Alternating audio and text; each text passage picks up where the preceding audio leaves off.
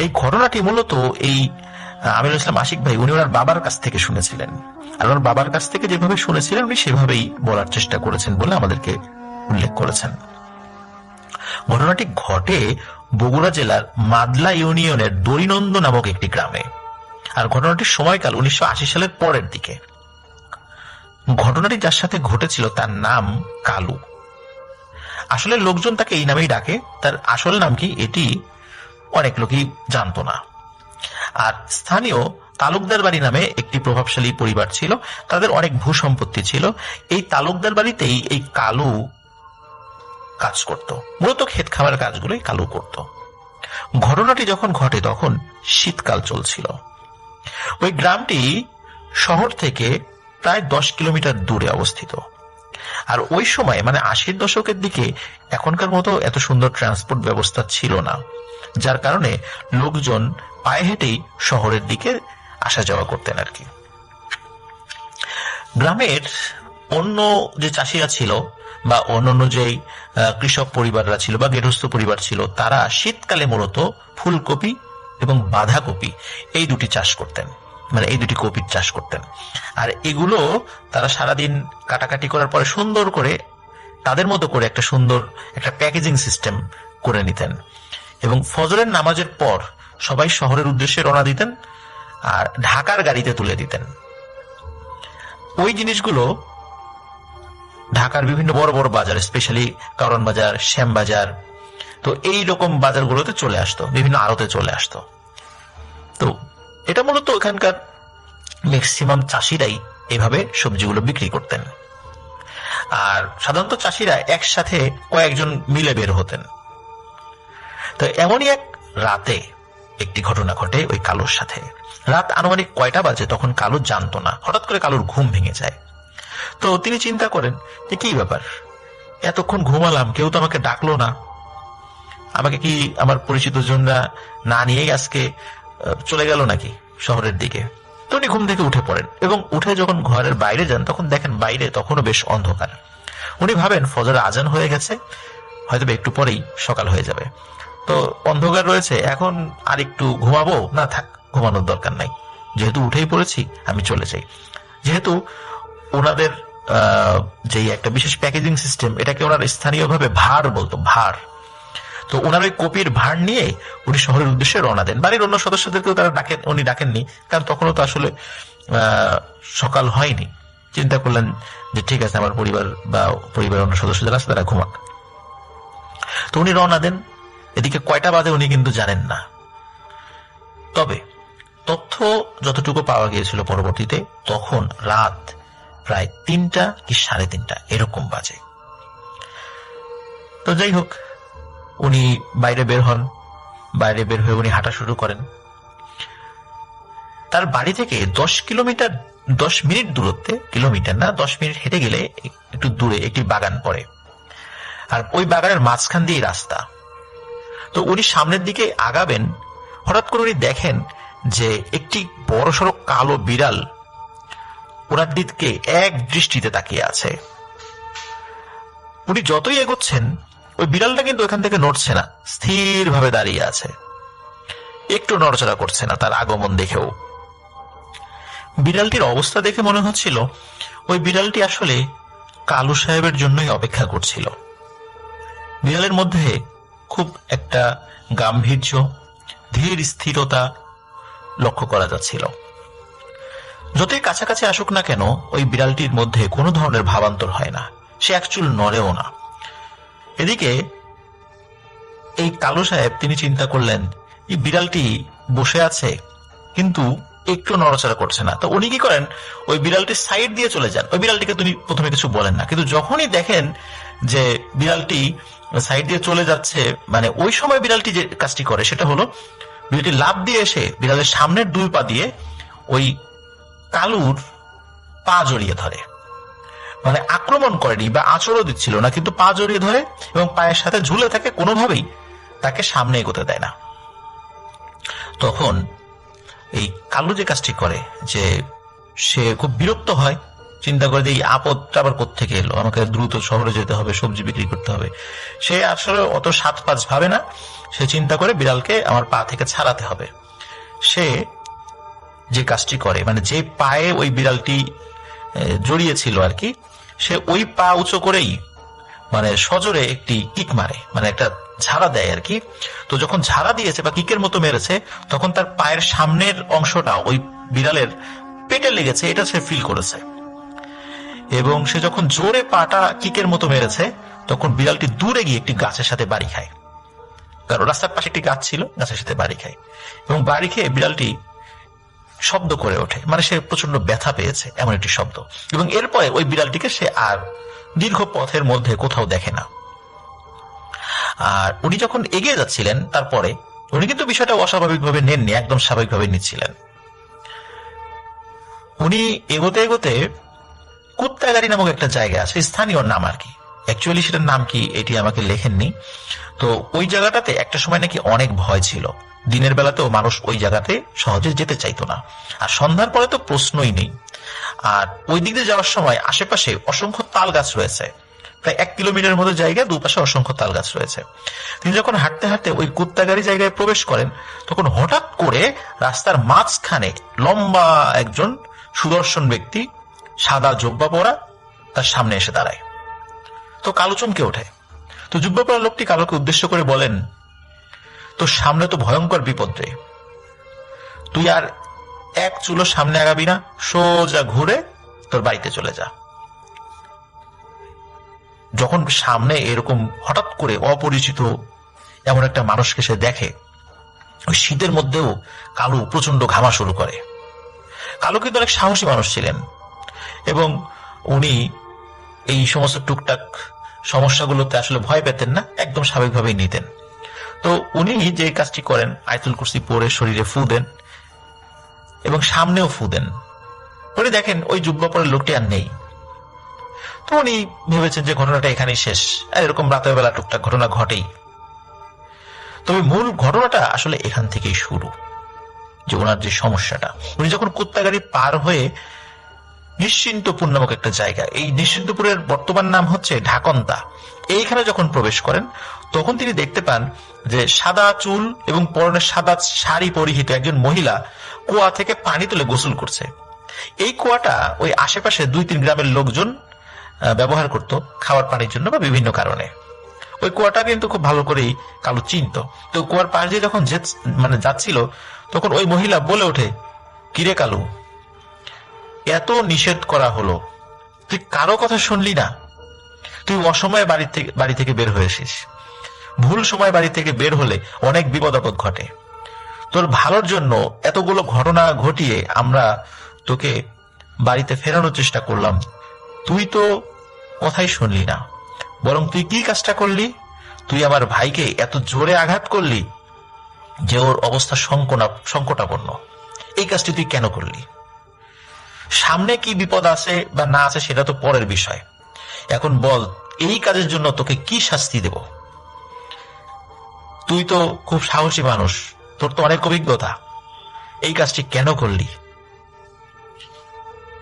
এদিকে কালু সে দেখতে পাচ্ছে যে ওই মহিলাটি ঘুরে মানে পিঠটা পেছন দিকে, ওই মহিলা কথা বলছে, বেশ কর্কশ কণ্ঠ, মোটা কণ্ঠ, কিন্তু ওই মহিলার মুখ সে দেখাচ্ছে না।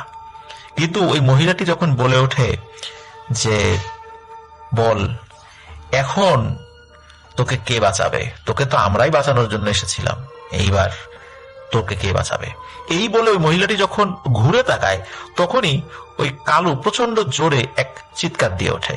ও মাগো বলে চিৎকার দেয়, তার চিৎকার অনেক দূর থেকে শোনা গিয়েছিল। এরপর সে অজ্ঞান হয়ে যায়। তো কিছু সময় পরে গ্রামের অন্য কৃষকরা যখন তাদের ওই সবজি নিয়ে যখন ওই রাস্তা দিয়ে যাচ্ছিল ভোরবেলাতে, তখন ওই চাষিরা কালুকে রাস্তার পাশে অজ্ঞান অবস্থায় পায়।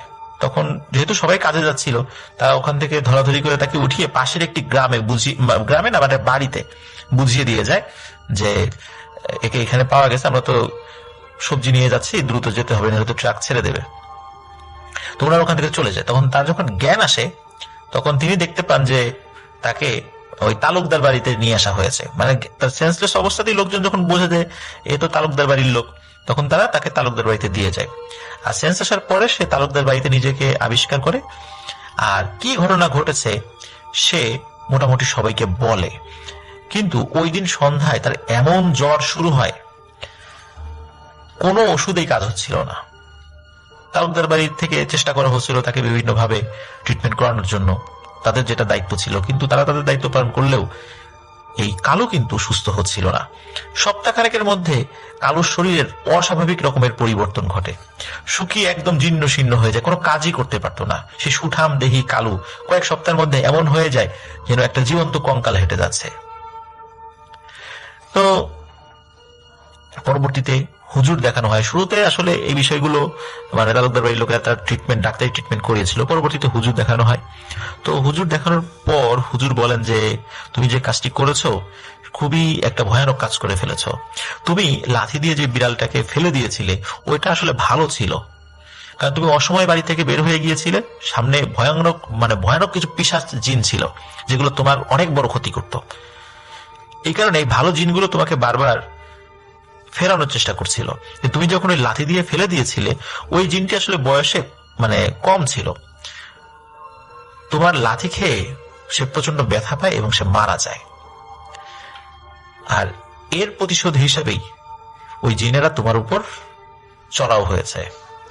তখন সবাই বলে যে তাহলে ওই জিনদেরকে একটু বুঝিয়ে বলুন, যে ও তো ইচ্ছা করে করেনি।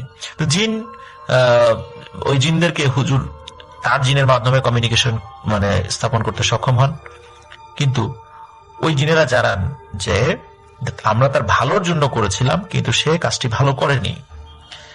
আর যেহেতু সে মেরে ফেলেছে, ইচ্ছাকৃত ভাবে হোক আর অনিচ্ছাকৃত ভাবেই হোক, আমরা ওর জীবন নিয়েই ছাড়বো। এর থেকে আর কোনো হবে না, এর কোনো সমাধান নাই। আমরা তোর ক্ষতি করার জন্য আসি নাই, ওর ভালোর জন্য এসেছে। ওর তো বোঝা উচিত ছিল আমরা যদি আমাদের রূপে তার সামনে আসতাম তাহলে ও তো ভয়ই মারা যেত। আমরা তো সেটাও করিনি। প্রথমে তো বিড়ালের বেশে এসেছি, ওই বিড়ালটা তাকে আক্রমণও করেনি। তারপরে আমরা আমাদের বেশে এসেছি, তাও একটা ভালো চেহারার মানুষের রূপ ধরে, যাতে করে ভয় না পায়। তারপরেও কথা শোনে নাই। আমাদের একজনকে আঘাত করার পরেও আমরা চেষ্টা করেছি, সে কথা শোনে নাই। ও তো আমাদের কোনো উপকারের মূল্যায়ন করেনি, সুতরাং ওকে মরতেই হবে। তাই হোক, হুজুর অনেক বুঝিয়ে শুনিয়ে জিনদেরকে ওই সময়ের মতো তাড়িয়ে দেন, কিন্তু জিনরা বলে যায় যে সুযোগ পেলে আমরা কিন্তু ছাড়বো না। এই ঘটনার মাস তিনেকের মধ্যে কালু আবার আস্তে আস্তে সুস্থ হয়ে ওঠে, তার বডি আবার স্বাভাবিক হতে শুরু করে। এর মধ্যে সে একটি পুকুরে মাছ ধরতে নামে দিনের বেলা। ওই পুকুরের নাম হলো দামাগাড়ি। আর সে যখন পুকুরের মধ্যে নামে, ওই পুকুরে কিন্তু খুব বেশি পানি ছিল না, কাদা ছিল আর কোমর পর্যন্ত পানি ছিল। এর মধ্যেই কালুকে ওই কাদার মধ্যে পাওয়া যায়, কিন্তু মৃত অবস্থায়। কিভাবে মাছ ধরতে গিয়ে সে কাদার মধ্যে ঢুকে আর উঠতে পারেনি এটি কেউ বলতে পারে না। তবে সবাই ধারণা করে যে কালুকে ওই জিনেরাই হত্যা করেছে সুযোগ পেয়ে। তারা হত্যার বদলে হত্যা, তারা প্রতিশোধ নিয়েছে। তো প্রিয় লিসেনার্স, একটি বিষয় এই ঘটনা থেকে আমরা শিক্ষা পাই, সেটি হলো যে কখনো যদি দেখি এই ধরনের ঘটনাগুলো আমাদের সাথে ঘটছে, যে আমরা এগিয়ে যাচ্ছি, এগিয়ে যাওয়ার পর কোনো কারণে আমরা এমন কোনো প্রতিবন্ধকতা পেলাম, বিশেষ করে এই যে ধরনের কোনো বিড়াল বা কিছু আমাদের পথ আগলে দাঁড়িয়ে যেতে দিচ্ছে না, আমাদের উচিত সেখান থেকে ফেরত আসা, যদি সেটা আমাদের কাছে খুব বেশি অস্বাভাবিক রকমের মনে না হয়। এই সম্পর্কিত একটি ছোট্ট বিষয় আমি আপনাদের সাথে শেয়ার করতে চাই। এই ঘটনাটি আগে আমি বলেছি কিনা আমি ঠিক জানি না। আমার এক নানা ছিলেন, তার নাম হলো ডক্টর শামসুর রহমান। উনি মারা গেছেন বছর খানেক হলো। তো উনি অত্যন্ত শিক্ষিত একজন মানুষ ছিলেন। উনি একটি কলেজের অধ্যক্ষ ছিলেন এবং মিশর থেকে উনি ডক্টরেট ডিগ্রি নিয়ে এসেছিলেন। উনি যখন ওনার বাড়ি রাজবাড়ি, এবং রাজবাড়ির বেলগাছি নামক একটি গ্রামে। তো ওই বেলগাছি থেকে উনি রাতের বেলা একদিন ফিরছিলেন, আর একটা গ্রামে যাচ্ছিলেন ওনার আর এক আত্মীয় বাড়িতে। তো উনি যখন হেঁটে হেঁটে যাচ্ছিলেন, হঠাৎ করে রাস্তার সামনে একটি বড় বিড়াল দেখতে পান। তো উনি যেহেতু খুব এডুকেটেড একজন মানুষ ছিলেন, উনি এসব জিন ভূত এগুলো বিশ্বাস করতেন না, আর বিড়ালও উনি খুব একটা পছন্দ করতেন না। তিনি রাস্তার মাঝখানে একটা বিড়াল দেখতে পান। তো বিড়ালটি বারবার ওনার পথ আগলে দাঁড়াচ্ছিল। তো উনি বারবার ওই বিড়ালটিকে তাড়ানোর চেষ্টা করছিলেন। তো একটি পর্যায়ে কি হয়, বিড়ালটি সাঁ করে দৌড় দিয়ে সামনে চলে যায়। তো উনি চিন্তা করলেন যাই হোক, আপদ বিদায় হয়েছে। উনি বেশ প্রায় কোয়ার্টার কিলোমিটার হাঁটার পরে আবার ওই বিড়ালটি দেখতে পান। তিনি দেখেন ওই বিড়ালটির সামনে ভয়ানক একটি সাপ মরে পড়ে আছে এবং বিড়ালটির মুখে রক্ত। তার মানে হচ্ছে এই সাপটি সামনে অপেক্ষা করছিল কোনো কারণে, বা সেটি স্বাভাবিক সাপও হতে পারে বা অন্যরকম কিছু হতে পারে। তো এই বিড়ালটি ওনার ওই পথ থেকে ফেরানোর চেষ্টা করছিল। উনি যখন কোনোভাবেই সেটা মানছিলেন না, এই জন্য বিড়াল আগে চলে গিয়ে ওই সাপটিকে হত্যা করে। তো উনি যখন এইটি দেখেন, দেখার পরে ওই বিড়ালটি কি করে, রাস্তা থেকে নেমে মাঠের মধ্যে চলে যায়। ওই মাঠের আশেপাশে কিছু বাড়ি ছিল, তখন রাত কিন্তু অনেক। উনি ওই বিড়ালের পিছু পিছু যাওয়ার চেষ্টা করেন। ওই রাতের বেলা গ্রামের মানুষদেরকে বিভিন্ন বাড়ি থেকে ঘুম থেকে টেনে তোলেন যে এরকম একটা বিড়াল, এই ঘটনা ঘটেছে মাত্র, এই ধরনের কোনো বিড়াল তোমরা দেখেছো কিনা। কেউ বলতে পারে না যে না, তো এই ধরনের বিড়াল আমরা তো সচরাচর দেখি না। উনি পরবর্তী দিন সকালবেলা ওই বিড়ালটাকে অনেক খুঁজেছেন, অনেক, কিন্তু ওই বিড়ালটি উনি আর কখনোই দেখতে পাননি। এবং ওই গ্রামের সকলে বলেছে এই টাইপের বিড়াল বা এরকম সাইজের বিড়াল বা এই রঙের বিড়াল তারা এই গ্রামে দেখেননি। দেখলে তো অবশ্যই কেউ না কেউ বলতো। পুরো গ্রাম উনি চষে ফেলেছিলেন, কিন্তু উনি বিড়ালটিকে আর পাননি। প্রিয় লিসেনার্স, এই ঘটনা ঘটার পর উনি এই প্যারানরমাল কিছু বিষয় বিশ্বাস করা শুরু করেন। এই বিষয়টি উনি আমাকে অনেক আগে বলেছিলেন, আজ থেকে প্রায় 20 বছর আগের ঘটনা। ডিয়ার লিসেনার, এই এপিসোডের মধ্যে আপনারা সবথেকে বাছাই করা ভয়ানক ঘটনাগুলো শুনতে পারবেন। আপনারা যারা প্রতিনিয়ত বাছাই করা ভয়ানক ঘটনা শুনতে ইচ্ছুক, তারা অবশ্যই এই চ্যানেলটি সাবস্ক্রাইব করে নেবেন। এই চ্যানেলের মধ্যে প্রতিনিয়ত রাত 10টা বাজে সবথেকে বাছাই করা ভয়ানক ঘটনাগুলো পাবলিশ করা হয়। যারা হরর স্টোরিগুলো সবথেকে পছন্দ করে থাকেন বাছাইকৃত, অবশ্যই এই চ্যানেলের সাথে থাকবেন। বেশি কথা বলবো না, চলুন আমরা সরাসরি ঘটনায় চলে যাই এবং প্রত্যেকটা ঘটনা শেষ পর্যন্ত শুনে আসি। ঘটনাটি যিনি পাঠিয়েছেন তিনি সঙ্গত কারণে তার নাম প্রকাশ করেননি। ঘটনাটি খুব ভয়ের। যারা দুর্বল চিত্তের মানুষ তাদেরকে ঘটনাটি এড়িয়ে যাবার জন্য অনুরোধ করছি। চাঁদ আকাশে ভেসে বেড়াচ্ছে, নদীর পানিতে ঢেউয়ে চাঁদের অবয়ব ইচ্ছে মতো দোল খাচ্ছে। রতন নদীতে জাল ফেলে চুপচাপ বসে আছে, নৌকা ভাসছে নিজের ইচ্ছে মতো। একটু পরে ও জাল টানা শুরু করলো। মাছগুলো জাল থেকে ছাড়িয়ে পাত্রে রাখছে ও। মাছ ধরতে ধরতে নৌকা একটা চরে এসে আটকায়। অনেক পরিশ্রম হয়েছে এতক্ষণ ওর। নৌকার গলুয়ে বসে কিছুক্ষণ বিশ্রাম নিল, তারপর নৌকা থেকে চরে নামলো। আগে কখনো আসেনি ও এখানে। পুরো চরটা ছোট ঝোপঝাড় আর ফসলের ক্ষেতে ভরা। শুধু চরের মাঝখানে একটা ছোট ঘর দেখা যাচ্ছে, যেখানে আলো জ্বলছে মিটমিট করে। রতন হাঁটতে হাঁটতে ঘরের দিকে যেতে লাগলো। হঠাৎ দেখলো একটা গরু খেতে ঘাস খাচ্ছে। খুব অবাক হলো, এই জনমানবহীন চরে গরু কোথা থেকে আসলো। একটু সামনে এগিয়েও দেখলো গরুটাকে আর কোথাও দেখা যাচ্ছে না। হঠাৎই উদয় হয়ে গেছে এমন। থমকে দাঁড়ালো রতন। তখনই দেখলো ওর সামনে সাদা কাপড় পরা কিছু লোক হাঁটছে। রতনের মাথা যেন ঘুরছে। এতক্ষণ তো কাউকে দেখেনিও, তাহলে এই লোকগুলো হঠাৎ কোথা থেকে আসলো? লোকগুলো রতনের দিকে ফিরে তাকালো। সবাই খুবই বিষণ্ণ আর সবার মুখে অসংখ্য ক্ষত, যেখান থেকে অবিরত রক্ত ঝরছে। রতন ঘরের দিকে দৌড় দিল। ও ভাবল ঘরে হয়তো মানুষ আছে। ঊর্ধ্বশ্বাসে ঘরের দিকে ছুটতে লাগলো। ওর কাছে মনে হলো পেছন থেকে কে যেন বারবার ওকে বাধা দিচ্ছে। রতন কোনো দিকে না তাকিয়ে সোজা ঘরের দিকে যেতে লাগলো। ঘরের সামনে গিয়ে দরজার ফুটো দিয়ে উকি দিল। তখন যা দেখলো তাতে ওর রক্ত একদম হিম হয়ে গেল। একটা লাশ ঝুলছে ঘরের ভিতর, আর দুজন লোক ছুরি দিয়ে কেটে কেটে মৃত লাশটার মাংস খুবলে খুবলে খাচ্ছে। ভয়ে গায়ে লোম দাঁড়িয়ে গেল ওর। উল্টো দিকে দৌড়াতে শুরু করলো। আশেপাশে আর কাউকেই দেখতে পেল না। দৌড়ে সোজা নৌকার কাছে চলে আসলো। কোনো রকমে ঢোলে নৌকাটাকে পানিতে নামিয়ে জোরে জোরে দাঁড় বাইতে লাগলো। নদীর মাঝখানে এসে কিছুটা শান্ত হলো, তবে ওর বুক এখনো কাঁপছে। হাত ব্যথা হয়ে গেছে দাঁড় বাইতে বাইতে, তারপরও থামছে না ও। কিছুক্ষণ পরে ও তীর দেখতে পেল। খুশি মনে দাঁড় বাইতে লাগলো। তীরের কাছাকাছি আসতেই রতন লাফ দিয়ে নৌকা থেকে নামলো। তীরে এসে চোখ বন্ধ করে বালিতে শুয়ে পড়ল। একটু পর চোখ খুলল। চোখ খুলেই দেখলো সেই ঝুলন্ত লাশটা ওর পাশে পড়ে আছে। চোখগুলো খোলা, জিহ্বা বাইরে বের হয়ে আছে। ভয়ে চিৎকার দিয়ে উঠল। চারপাশে তাকিয়ে বুঝতে পারল ঘুরে ফিরে আবারও সেই আগের চরে এসে পড়েছে ও। দৌড়ে ও নৌকায় গেল। নৌকা উল্টো দিকে ফিরে দুজন লোক বসে আছে। রতন নৌকায় উঠতেই লোকগুলোর দিকে ফিরে তাকালো। লোকগুলোর মুখে একটু চামড়া বা মাংস নেই, শুধু কোটরে চোখ দুটো রক্তের ন্যায় জ্বলঝল করছে।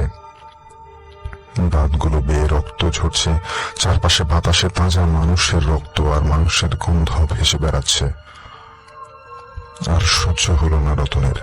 জ্ঞান হারিয়ে লুটিয়ে পড়ল। কিছুক্ষণ পর ওর জ্ঞান ফিরল।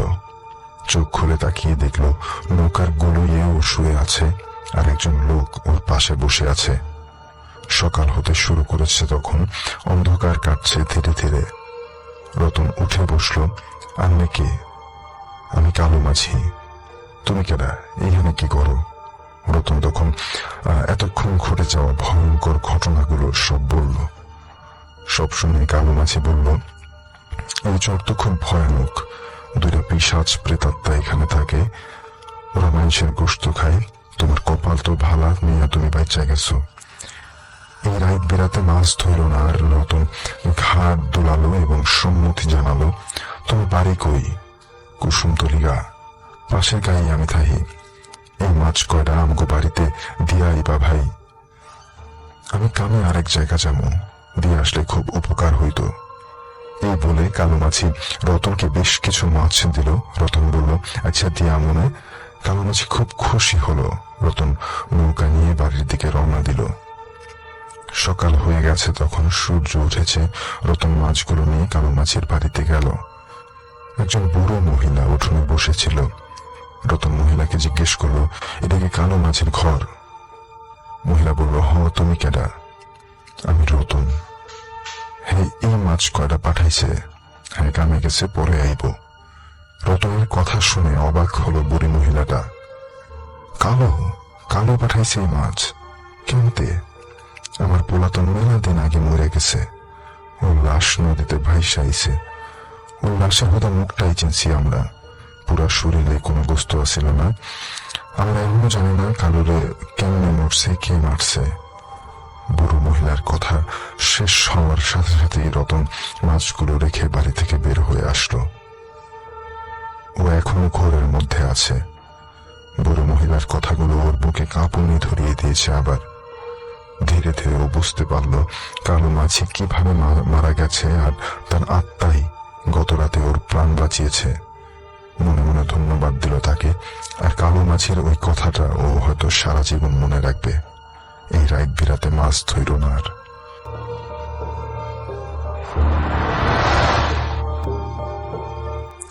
এখন যেই কাহিনীটি আপনাদের সাথে শেয়ার করব সেটি আমাদের সাথে শেয়ার করেছেন খালিদ চৌধুরী মুন্সিগঞ্জ থেকে।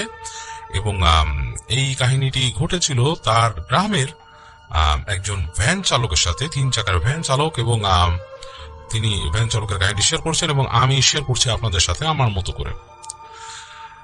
যে ভ্যান চালকের সাথে কাহিনীটি ঘটেছিল তার নাম ছিল কিসমত, এবং কিসমত তাদের ওখানে ভ্যান চালাতো, 3 চাকার ভ্যান, এবং সে প্রায় যাত্রী পরিবহন করত বেশ রাত পর্যন্ত। তাদের যে সেখানকার বাস স্ট্যান্ড ছিল, সেই বাস স্ট্যান্ড থেকে সে তাদের গ্রামের কাছে নিয়ে আসতো। মূল যেখানে বাস থামতো শহর থেকে, সেই বাস স্ট্যান্ড থেকে সে যাত্রীদেরকে তাদের গ্রামে নিয়ে আসতো, এবং পুরো পথটাই সে প্রতিদিনই প্রায় এরকম চালাতো। যাই হোক, একদিন কিসমত কাজ শেষ করেছে এবং সে তার মূল বাস স্ট্যান্ড থেকে কাছাকাছি এলাকায় চলে এসছে। সেখানে এসে সে বাজারে যেখানে কয়েকটা দোকান আছে সেখানে থামলো। সেখানে থেমে তার স্ত্রী তাকে কিছু লিস্ট দিয়েছিল যে বাজারের জন্য, এবং তাদের বাসায় সেদিন পিঠা বানানোর কথা। তো সেই পিঠা বানানোর জন্য তাদের কিছু উপকরণ দরকার ছিল, সেগুলো কিসমত কেনে, এবং কিসমত কিনে সে ভ্যানে করে রওনা দেয়। তখন তার ভ্যানে কোনো যাত্রী নেই।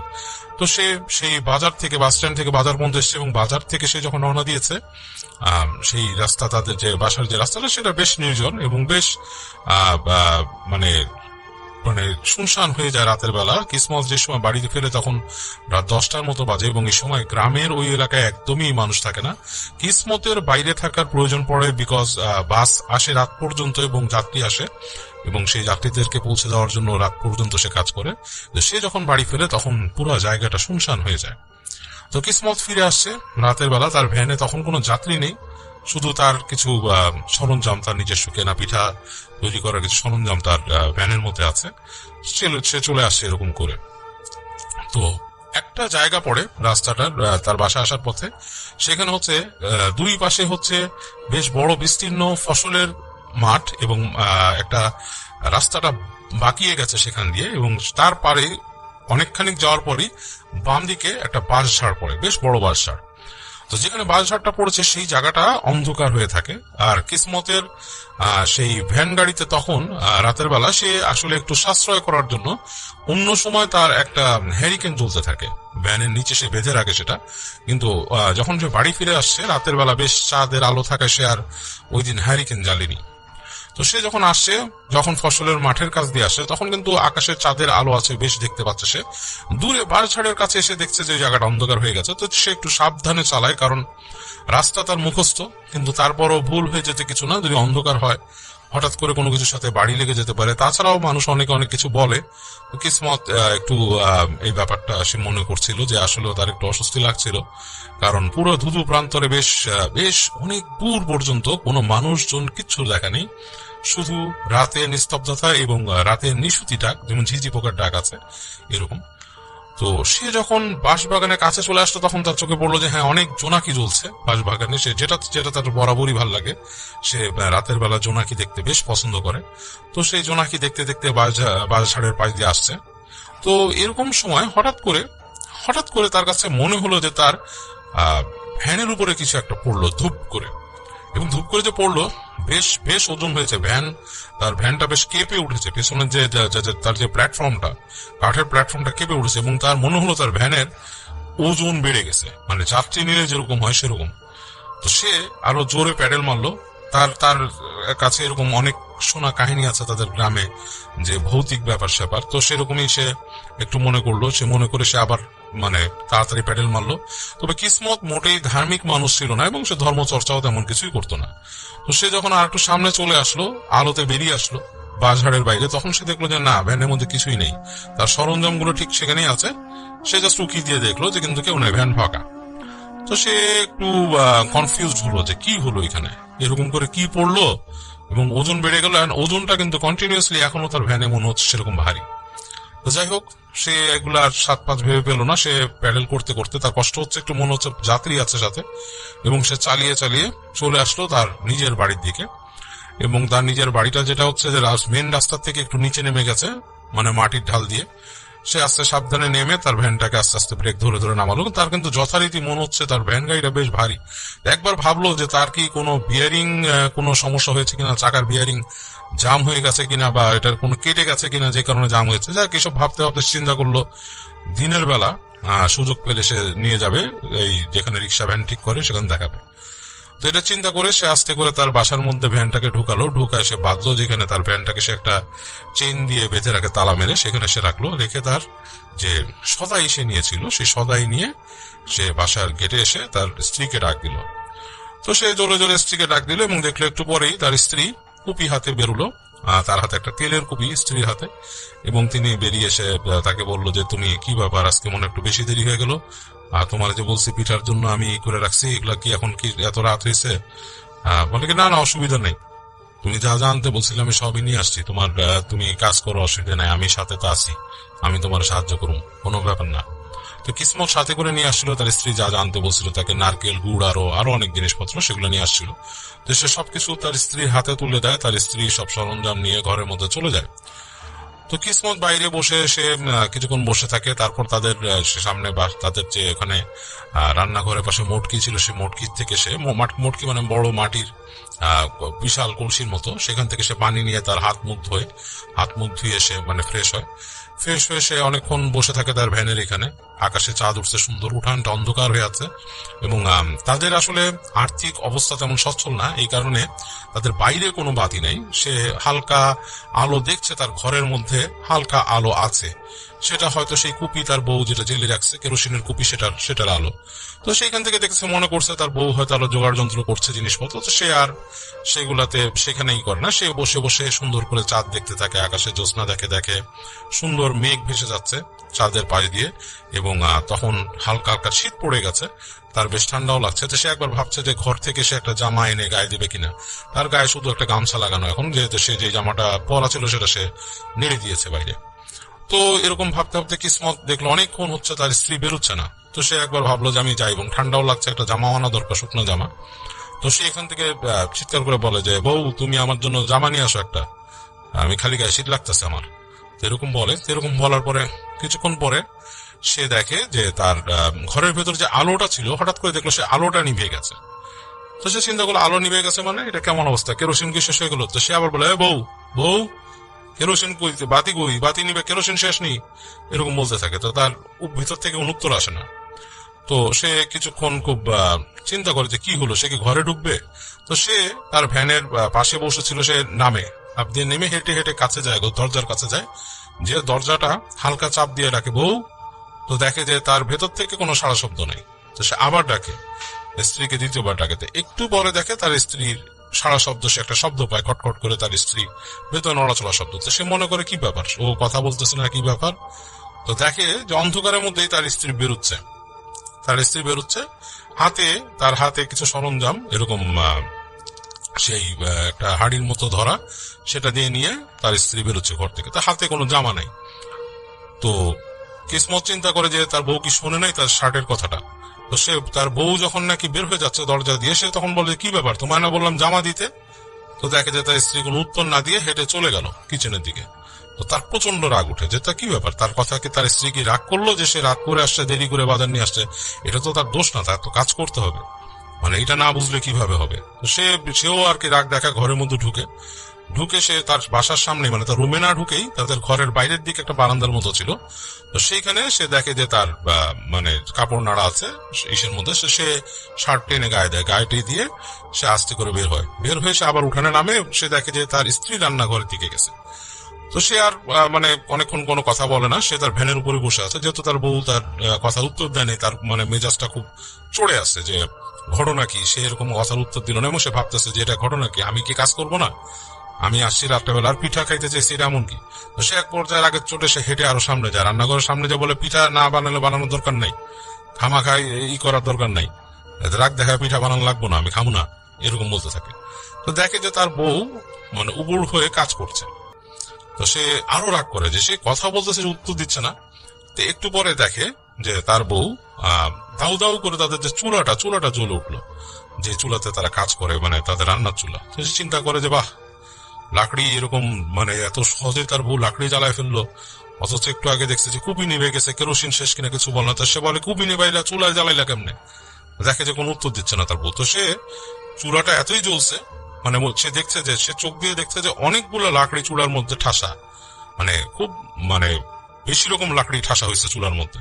তো সে একবার চিন্তা করলো যে এতগুলো লাকড়ি তার স্ত্রী এত অল্প সময় আনলোই বা কেমনে এখানে, মানে একটা সময়ের ব্যাপার আছে, তো এত অল্প সময়, বেশিক্ষণ তো না এখান থেকে। তাহলে আর লাকড়িগুলা স্টোর করা থাকতো, তাদের পাশের আর একটা ঘর ছিল, সেখানে স্টোর রুমের মতো, সেখানে লাকড়ি টাকড়ি রাখা থাকতো।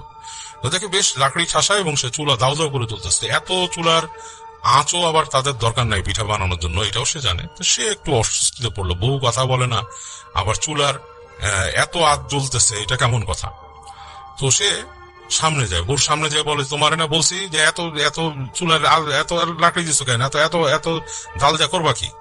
বলে সে সামনে তাকায়। তো 2-3 বার বলার পর দেখে তার বউ ফট করে তার দিকে মুখ ঘুরে তাকায়।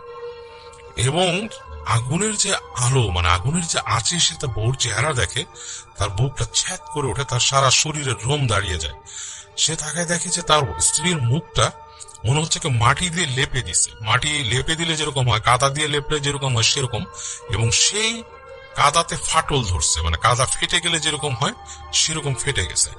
এবং চোখ দুটা মনে হচ্ছে কালো কুচকুচে, আগুনের আঁচে দেখতেছে, সে কোনো মনই দেখতেছে না, সে দেখতেছে কুচকুচে কালো দুটো চোখ, মানে ভেতরেরটা পুরোই কুচকুচে কালো, সেখানে কোনো মনি বা কিছু নেই।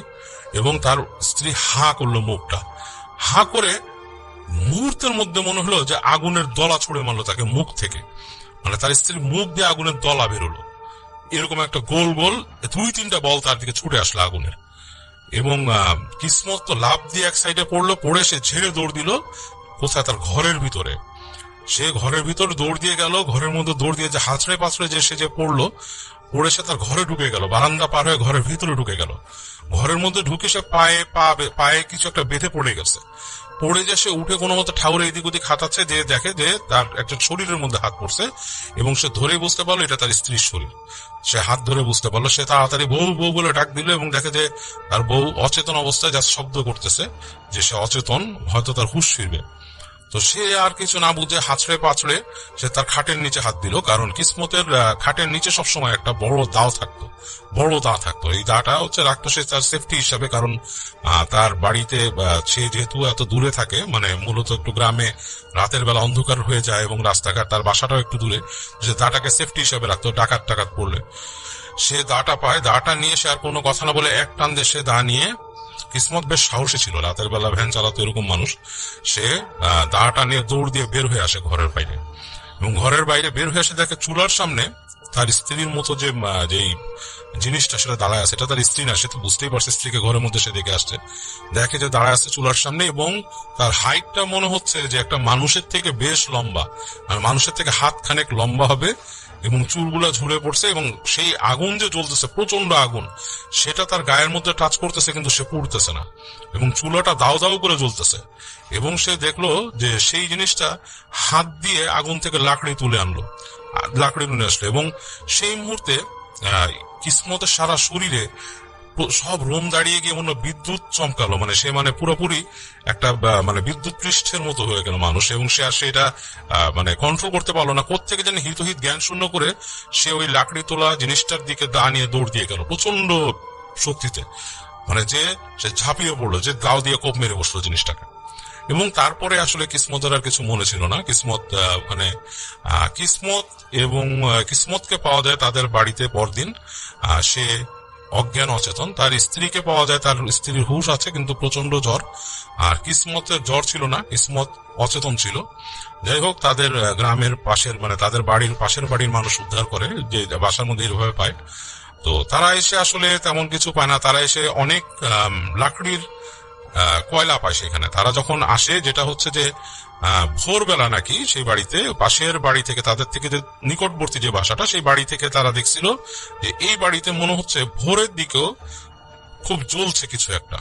মানে তখন সেই বাড়ির মানুষরা 2-3 জন চলে আসে, এসে দেখে তাদের যে উঠানের কোনায় যে চুলাটা ছিল, তাদের দুটো চুলা ছিল, একটা ছিল রান্নাঘরের ভেতরে, আর এখানে যেখানে তারা কিছু বানাতো, যেই চুলাটার কাছে আর কি কিসমত পড়েছিল, সেই চুলার মধ্যে তারা আগুন দেখতে পায় তখনও, মানে বেশ জ্বলছে। এত সকালে এইভাবে আগুনটা, এবং বেশ ভারী ভাবে জ্বলছিল আগুনটা, মানে মনে হয়ে গেছে আশেপাশে পুড়ে গেছে চুলার আশেপাশে। তো তারা সেরকম দেখে, আসে আগুন দেখে তারা আসে, এসে কিসমতকে পড়া পায় দা হাতে, তারা ভয় পায় অনেক। যাই হোক, সে আগুন তারা নিভায়, চুলার আগুন তখনও নিভে নেয়, তারা পানি দিয়ে নিভায়, এবং দেখে এক গাদা কয়লা সৃষ্টি হয়েছে সেখানে, মানে কয়লা পুড়ে উঁচু হয়ে গেছে। তো তারা তখন কিসমতকে অচেতন পায়, তার স্ত্রীকে ঘরের মধ্যে পায়, সে প্রচন্ড জ্বরে কাতরাচ্ছে। দুজনকেই তারা উদ্ধার করে, এবং পরবর্তীতে আস্তে ধীরে চিকিৎসার মাধ্যমে তারা দুজনই ঠিক হয়। কিসমত অনেকদিন কাজকর্ম কিছু করতে পারেনি, তার অবস্থাও খারাপ হয়ে গেছিল। তাকে তাদের প্রতিবেশীরা সাপোর্ট করে কিছুদিন তাদেরকে রাখছিল। আস্তে আস্তে পরবর্তীতে কিসমত সুস্থ হয়, কিন্তু কিসমত কিন্তু রাতের বেলা নাকি আর কখনোই এরকম ভ্যান চালাতে পারেনি, সে আর ভ্যান চালানো তার পক্ষে সম্ভব হয়নি। তো গ্রামের যারা মুরব্বী আছে, মানে যারা এই জিনিসগুলো আসলে ধর্মীয় ব্যাপার স্যাপার নিয়ে কথা বলেন, যারা নাকি ধর্মীয় ব্যাপারে জ্ঞান রাখেন, তারা অনেকে বলছে যে হয়তো রাতের বেলা তাকে কোনো জিন ধরছিল, সে হয়তো যখন পিঠার সরঞ্জাম কিনে ফেরত আসছিল বাসায়, সেই সময় তাকে ফলো করে আসছে। কারণ কিসমতের মুখে তারা শুনছে যে সেই বাঁশবাগানের নিজে আসার সময় তার ভ্যানের মধ্যে ধূপ করে সাউন্ড হচ্ছিল। তো এটা শুনে তারা মোটামুটি তারা বলে যে তোমার সাথে কোনো জিন চলে আসছিল এবং তোমার বাসায় সেই কাণ্ডগুলো করছে। তো যাই হোক, এই ছিল হচ্ছে কিসমতের কাহিনী। শেষবার যে ঘটনাটা আমি শেয়ার করেছিলাম তা শেয়ার করার পর থেকে ধারণা করেছিলাম আপনাদের প্রতিক্রিয়াটা কিরকম হবে। আসলে আমি আমার অবস্থানটা পরিষ্কার করতে চেয়েছি।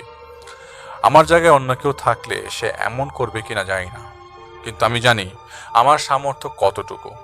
দোষ দিলেই যে সে দোষী তা কিন্তু না। আমি একটা কথা এড়িয়ে গিয়েছিলাম যাতে করে আমার করা অপদার্থতা ঢেকে না যায়, আর তা হলো যখন তারা দেখেছেন যখন আর কোনো সমস্যা হচ্ছে না 20-22 দিন যাবত, তখন তারা আমাকে না জানিয়ে রিহান আর শ্রাবণীর বিয়ে দিয়ে দেন, পারিবারিকভাবেই দিয়ে দেন এবং কাউকে না জানিয়ে দেন। এত কিছু হয়ে গেল, তারা কেউ আমার সাথে যোগাযোগ করেনি, আমিই করেছিলাম। বিয়ে দেবার কোনো কথাই ছিল না, আমি ব্যবস্থা করে দিয়েছিলাম যাতে তারা দেশ ছেড়ে চলে যেতে পারে। এই কথাগুলো এই জন্যই আমি বলিনি, কারণ আমার কাছে মনে হয়েছে যে দায়ভার ওনাদের ঘাড়ে চাপানো হবে। এখানে দায়ভার আসার প্রশ্নই আসে না, কারণ তকদিরের লেখন পাল্টায় না। আমি পিছিয়ে গিয়েছি কারণ আমার পক্ষে সম্ভব ছিল না অতীতকে বারবার চোখের সামনে দেখা। আর ওদের মা বাবাদের দোষটাও দেওয়া ঠিক হবে না, কারণ তারা তো মনে করেছিল এবং মনে করে নিয়েছিলেন সমস্যা কেটে গেছে। সোয়াইবের সাথে কি হয়েছে তা আমাকে বলেননি আমির সাহেব আজও, তাই জানি না কি হয়েছে ওর সাথে।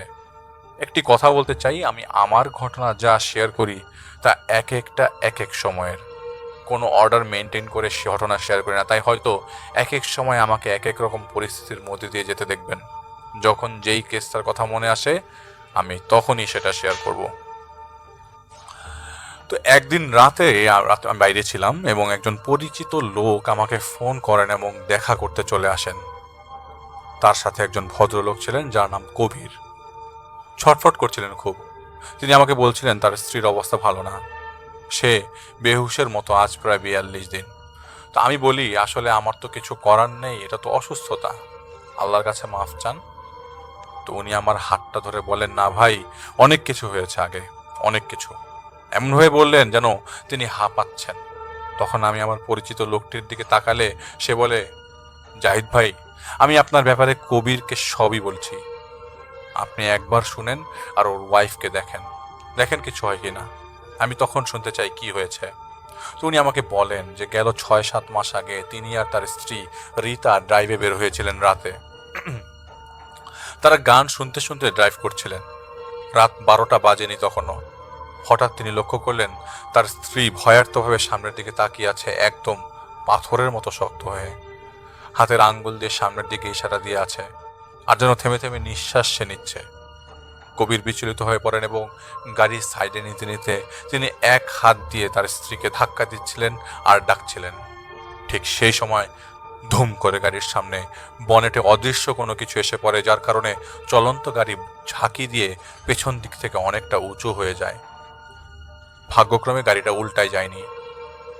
আরেক গাড়ির বেশ কয়েকজন যাত্রী তাদের সাহায্য করে বের করে আনে। রীতা ভয়ে কাঁপছিল। কবিরের এক বন্ধু এসে তাদের নিয়ে পৌঁছে দিয়ে আসে তাদের বাড়িতে ফেরার পর স্বাভাবিক হলে রীতা বলে যে গাড়ি চলছিল, হঠাৎ যেন মনে হলো গাড়ি থেমে গেছে। তখন সে দেখলো রাস্তার মধ্যে একজন লোক আরেকজন লোককে শেকল দিয়ে অনবরত আঘাত করছে, আর সেই আঘাতের কারণে ফিনকি দিয়ে রক্ত ঝরছে সেই লোকের শরীর থেকে। আর হেডলাইটের আলোতে সে দেখলো সেই লোক শেকলটা রীতিমতো রক্তাক্ত হয়ে আছে। আলোর কারণে যেই লোক শেকল দিয়ে মারছিল লোকটিকে সেই লোক তেড়ে আসতে শুরু করলো তাদের দিকে, আর সে শূন্যে লাফ দিয়ে সজোরে সেই বড় শেকল দিয়ে তার গাড়িতে বাড়ি মারে। এরপর রীতা দেখে যে গাড়ি ঝাঁকুনি দিয়ে উঠল, আর তারপর তার কানে স্তব্ধতা এসে গেল। এতটুকুই সেদিন তার মনে ছিল। এই কথা শুনে রীতার মা রীতার নানাকে ফোন করে বলেন যে আসলে রীতার নানা যিনি একসময় এই জাতীয় কাজগুলো করতেন, তিনি বলেন কিচ্ছু হবে না আমার নাতনির, পানি পড়া খেতে বলে দেন। আরও এটাও বলেন যে আমি দেখবো আমার নাতনিকে কে ভয় দেখায়। এরপর কয়েকদিন কিছুই ঘটেনি, কিন্তু রীতা প্রতি রাতে স্বপ্ন দেখত সে সাগরের তলদেশের দিকে সে যাচ্ছে। পরিষ্কার পানির নিচে সে দেখতে পেত একজন লোকের গলায় শেকল পেঁচানো, আর সেই শেকলটা একটা বড় পাথরের সাথে বাঁধা। এমনভাবে যেন এই শেকল দিয়ে এখানেই তাকে ফেলে দিয়ে চলে গিয়েছিল। প্রতিদিন রাতে একই স্বপ্ন সে দেখলো কয়েকদিন। এর মধ্যে একদিন সে রান্নাঘরে রান্না করছিল। রিতা শুনতে পায় শেকল নড়াচড়ার শব্দ তার পেছন থেকে হচ্ছে, এবং সে ঘুরে তাকাতেই দেখতে পায় সেই লোককে, যেই লোক সে স্বপ্নে দেখতো সাগরের তলদেশে। সেই লোকটি কিছু একটা বলছিল তাকে, কিন্তু কি তার রিতার সেটা কি ছিল সেটা রিতার মনে ছিল না। সেই লোক ওর গলা চেপে ধরে শেকল দিয়ে, এরপর ওর কিচ্ছু মনে ছিল না। কবিরের মা রান্নাঘরে এসে দেখতে পান রিতা কোনো একটা ভাষায় বিড়বিড় করছে ফ্লোরে শুয়ে, আর মুখ দিয়ে ফেনা বেরোচ্ছে। ওকে রুমে নিয়ে ঠিক করা হলে সে বলে সে কি দেখেছিল। এটা শুনে রিতার মা রিতার নানাকে ফোন দিয়ে বলেন রিতা কি দেখেছে। আর এটা শুনে রিতার নানা বলে দেন রিতাকে নজরে রাখো, আর তিনি ঢাকায় আসবেন 2 দিনের মধ্যেই। সেদিন রাতে রিতার ঘুম ভাঙে। তার ঘুম ভেঙে যায় এবং তার শরীরের উপরে রাখা চাদর নড়াচড়া করার কারণে রিতা ঘুমের ঘরে দেখতে পায় যে চাদরটা সাপে রাখার ধারণ করেছে, আর সে কিছু বুঝে ওঠার আগেই সেই চাদর ওর মুখের মধ্যে ঢুকে যায়, যার কারণে ওর দম বন্ধ হয়ে যায়।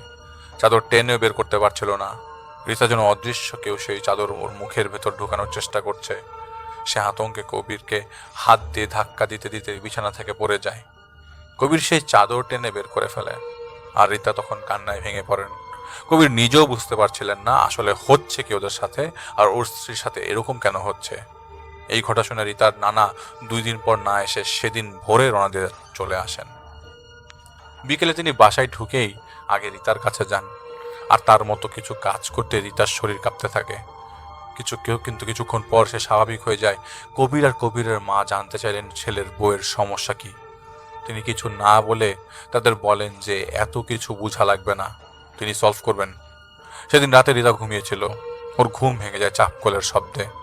তার ঘুম ভেঙে গেলেও সে নড়াচড়া করতে পারছিল না, আর সে শুনতে পাচ্ছিল তাল মিলিয়ে কেউ চাপকলের কল চাপছিল, আর একটা কথাই সে বারবার শুনতে পাচ্ছিল, এই শরীর আমার দুশ্মনের, এই শরীর আমার দুশ্মনের। এই কথাটা ভেসে আসছিল। কোনোভাবে রিতা শব্দ করতে পারছিল না, মাথা নাড়ানো ছাড়া। সে বাম দিকে তাকিয়ে দেখতে পায় গলায় শেকল ঝুলিয়ে আধবসা হয়ে একজন লোক বসে আছে। এটা দেখে রিতা ভয়ে নিস্তেজ হয়ে যান।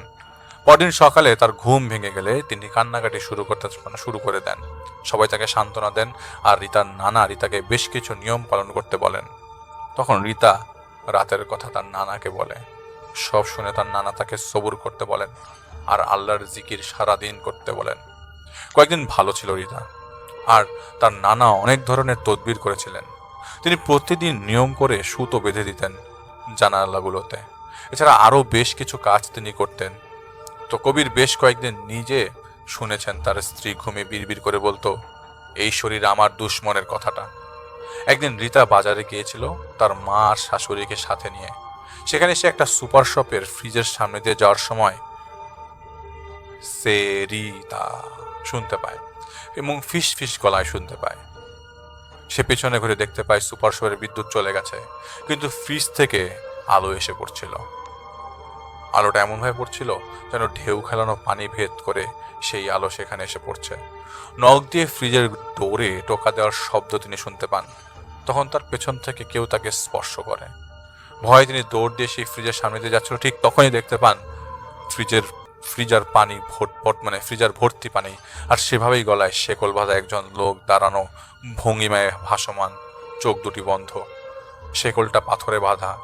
তখন সেই ভাসমান লোকটার চোখ খুলে যায়। তিনি তিনি আবারও দৌড় দিতে যাবেন, কিন্তু কিছু দূরে তিনি দেখতে পান অন্ধকার 2 জন লোক দাঁড়িয়ে আছে, যাদের চোখগুলো লাল এবং জ্বলজ্বল করছে। এরপর আর কিছুই মনে থাকার কথা না রিতার। স্বাভাবিকভাবে এত কিছু দেখার পর রিতা বেহুশ হয়ে যায়। তো রিতার হুঁশ ফেরে সেখানেই। তো ওই দোকানের লোকজনের ছিটানো পানি আর রিতার মা শাশুড়ির ডাকে তার হুঁশ ফেরে। মূলত লোডশেডিং হয়েছিল তখন, ব্যাকআপ পাওয়ার আসতে কয়েক সেকেন্ডের দেরি হয়েছিল। রিতার মা শাশুড়ি দেখেন রিতা ফ্রিজের দিকে তাকিয়ে আছে। তাদের দিকে রিতা তাকালো, আর 1-2 কদম পিছিয়ে যেতেই বেহুশ হয়ে যায়। তাকে বাসায় নিয়ে আসা হয়, আর রিতার নানা এসে রিতাকে ঝাড়ফুঁক করেন এবং রিতাকে বাইরে যেতেও নিষেধ করে দেন। এদিকে তিনি নিজেও স্পষ্ট করেছিলেন যে সমস্যাটা কি রিতার।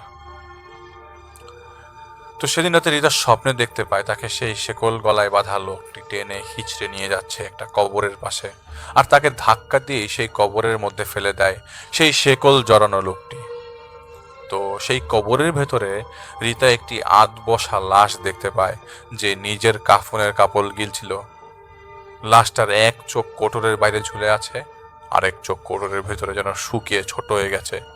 সেই সময় সেই শেকল গলায় জড়ানো লোকটি রিতাকে সেই লাশের সাথে জ্যান্ত কবর দিয়ে দেয়। রিতা অন্ধকারে মাটি ধাক্কা দিতে লাগলো এবং ব্যর্থ হওয়া সত্ত্বেও ধাক্কা দিতে থাকে।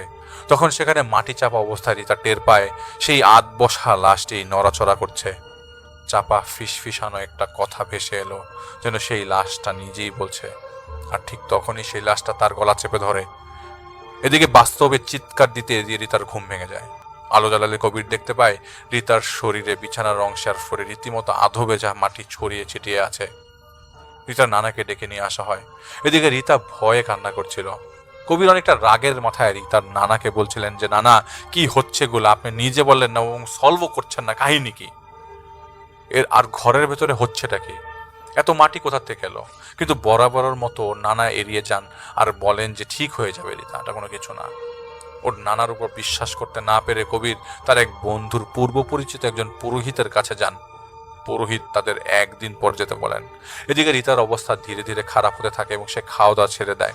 পুরোহিত তাদের বলেন যে, দেখো, পূর্ব শত্রুতা থেকে কোনো প্রবল শক্তি তোমার স্ত্রীর উপর শোধ নিচ্ছে। আগে একবার জানার চেষ্টা করে অতীতে কিছু ঘটেছিল কিনা এটা জানো, না হলে আমি সাহায্য করতে পারবো না। তো পুরোহিতের কথায় কবির বাসায় এসে রিতার মাকে জিজ্ঞেস করে, মা, আগে কি কখনো কোনো কিছু হয়েছিল ছোট থাকতে? তো রিতার মা বলে, না বাবা, এমন কিছু তো কখনো হয়নি। সেই কথা পুরোহিতকে জানানো হলে তিনি বলেন, দেখো, আমার গণনা ভুল হয় না। রিতার পরিবারের কারোর সাথে কোনো সমস্যা আগে হয়েছিল কিনা দেখো। তখন কবির বলে যে, দাদু, রিতার নানা কিন্তু জিন ছাড়াতেন আর এখনো এটাই করেন।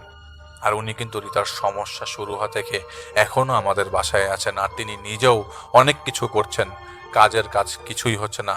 আর জিজ্ঞেস করলেও তিনি বলেন না কি হয়েছে ওর। পুরোহিত বলেন, তাহলে তো সমস্যার গোড়া সেখানেই, কারণ দুশ্মনে যদি থাকে তাহলে তার সাথেই আছে। আর রিতা তো তার বংশধর, তাই না? ওনাকে যে জিজ্ঞেস করো ভালো করে। তো কবির বাসায় ফিরে এসে অনেক জোর করে রিতার নানাকে কিন্তু তিনি বলেন যে তিনি নিজেও জানেন না তার নাতিকে কে ভয় দেখাচ্ছে, আর তিনি নিজেও চেষ্টা করে যাচ্ছেন জানার জন্য কে এত সাহস কে দেখাচ্ছে। রিতার নানা সেদিন অনেক ঝাড়ফুঁক করেন, এমনকি সেই জিনকে আনার চেষ্টা করেন, কিন্তু সফল হননি সেদিন। 2 দিন পর রাতে রিতার ঘুম ভেঙে যায় চাপকলের শব্দে। রিতা উঠে দেখতে পায় কবির তার পাশে নেই। সে দেখতে পায় কবির মেঝেতে পড়ে আছে, আর তার পাশে শেকল গলায় ঝুলানো সেই লোকটি দাঁড়িয়ে আছে। রিতার চোখ বন্ধ করে চিৎকার দিতে শুরু করে, আর তখনই কবির ঘুম থেকে উঠে যায়, রিতাকে শান্ত করার চেষ্টা করে। রিতার নানা এসে দোয়াদুরুদ করে ফু দিয়ে বলে, রিতা, বলতো কি দেখেছিস? তো রিতা কোনোভাবে বলে যে সে কি দেখেছে। সেদিন দুপুরবেলা রিতার ঘর থেকে একটা চিৎকারের শব্দ আসে। রিতার শাশুড়ি যে রিতাকে বেহুশ অবস্থায় পড়ে থাকতে দেখে, তাকে হাসপাতালে নিয়ে যাওয়া হয়, পরে তাকে রিলিজ করে দেওয়া হয় সমস্যা না থাকবার কারণে। তো রিতাকে বারবার জিজ্ঞেস করার পরেও সে বলেনি কি দেখেছিল সে। এর মধ্যে আরেকজন হুজুরকে এনে দেখানো হয়। কাজ না হওয়ায় সেই পুরোহিতের কাছে কবির আবার যান। সব শুনে সেই পুরোহিত রিতার বাসায় যান কবিরের খুব চাপাচাপির করার কারণে। তিনি রিতাকে বসিয়ে আসন বসান, আর তার মতো কিছু কাজ তিনি করছিলেন। হঠাৎ রিতা দাঁড়িয়ে যায় আর দৌলুত্র শুরু করে। পুরোহিত সাহেব কিছু বলার আগেই রিতার নানা জিজ্ঞেস করে, কে তুই, নাম বল তোর। তখন রিতা ওর নানার দিকে এমনভাবে তাকিয়ে থাকে যেন সে সুযোগ পেলে তার ক্ষতি করবে। তাকে বারবার জিজ্ঞেস করার পরও সে উত্তর দিচ্ছিল না। পুরোহিত সাহেবের কোনো কথার উত্তরই দিচ্ছিল না তখন। তো রিতার নানা উঠে যান, তার হাতে থাকা পুরোহিত সাহেবের তার হাতে থাকা তসবিহ রিতার গলায় পরিয়ে দিয়ে রিতার চুল ধরে বলে, এখন আর কোথাও যেতে পারবি না, তুই কে বল বজ্জাত। তখন রিতা ফ্যাস গলায় বলে, এই শরীর আমার দুশ্মনের, এটা কেবল আমার আর কারোর না। রিতার নানা রাগে ফেটে পড়েন আর রিতার চুল ধরে বলেন, আমার নাতনিকে ছাড় বজ্জাত, নাইলে আজ তুই যেতে পারবি না এখান থেকে জিন্দা।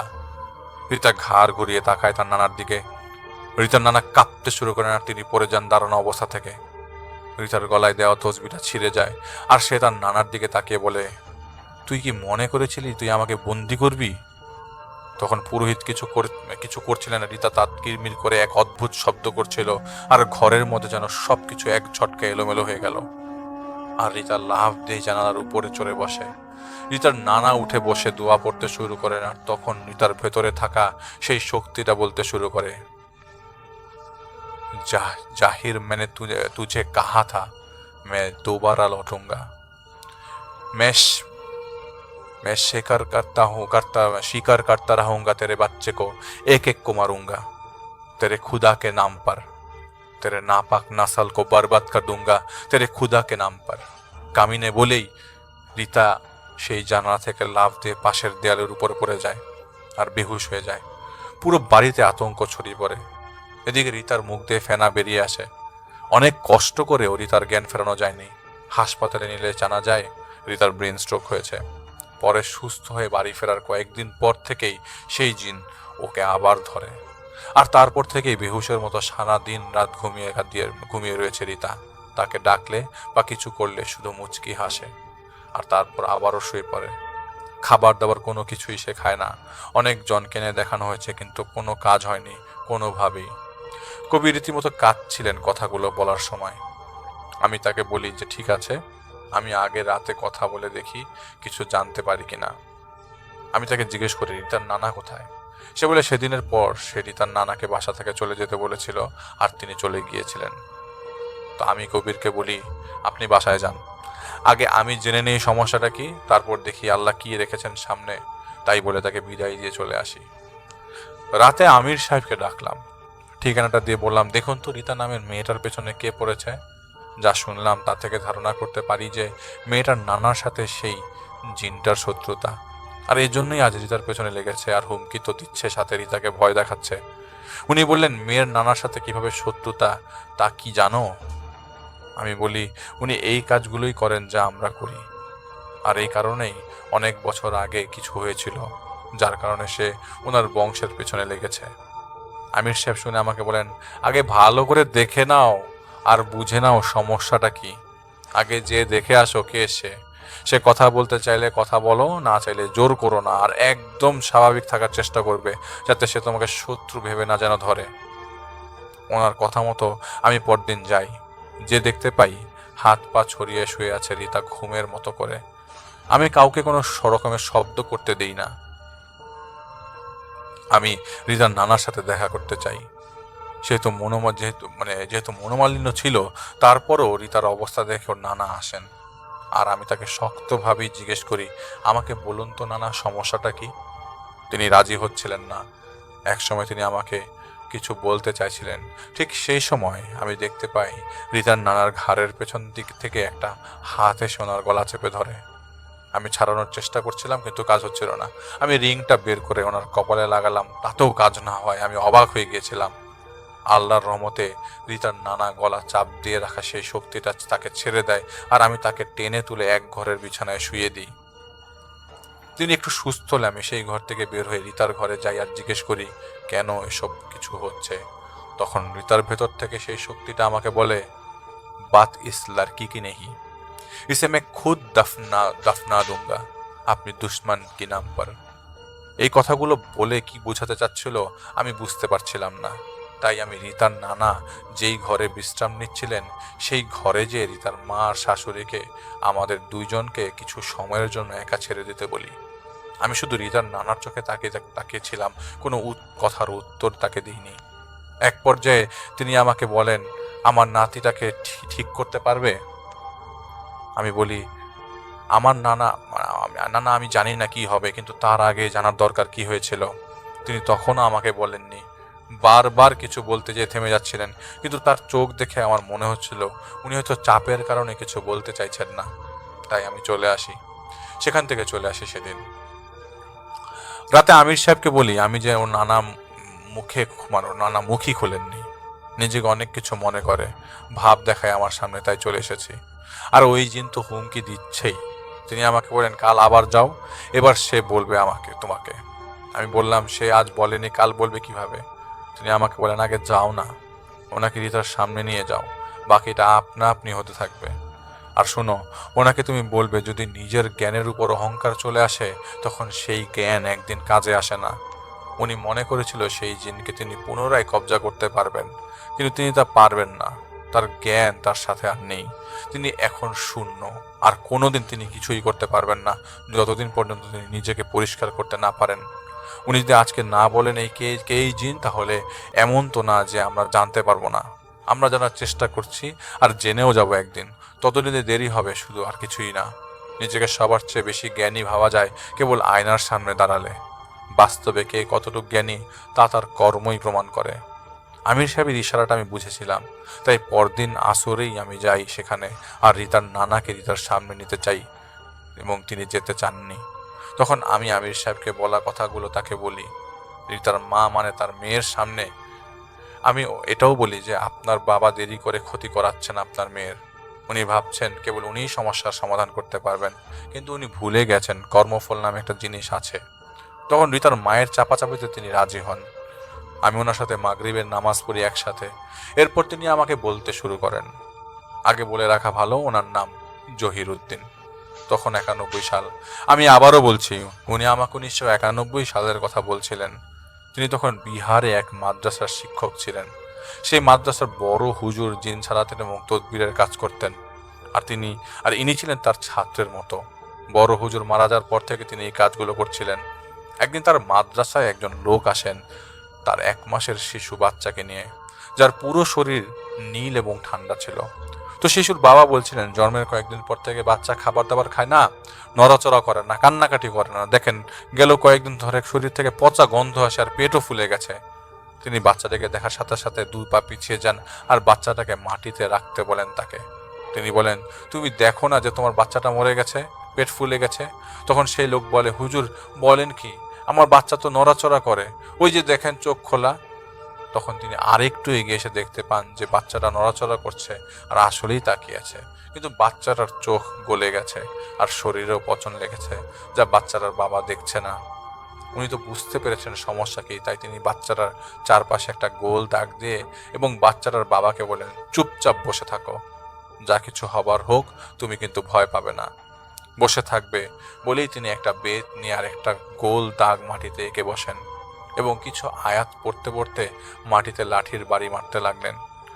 এক একটা বাড়িতে সেই শিশুটি শুয়ে থাকা অবস্থায় কেঁপে উঠছিল, আর এক সময় শিশুটি মাথা ডান দিকে বাম দিকে অনবরত নাড়াতে থাকে, আর একটা শব্দ হয়ে ফুলে থাকা পেটটা ফেটে যায়, আর সেখান থেকে পচা গলা অংশ এবং লাশ খেকো পোকা বেরিয়ে পড়ে। আর সেই অবস্থায় সে শিশুটি দাঁড়িয়ে যায়, শূন্যে একটা লাফ দেয় এবং নিচে পড়ে যায়। এই ঘটনা দেখে শিশুটির বাবা ভয়ে পালিয়ে যায়।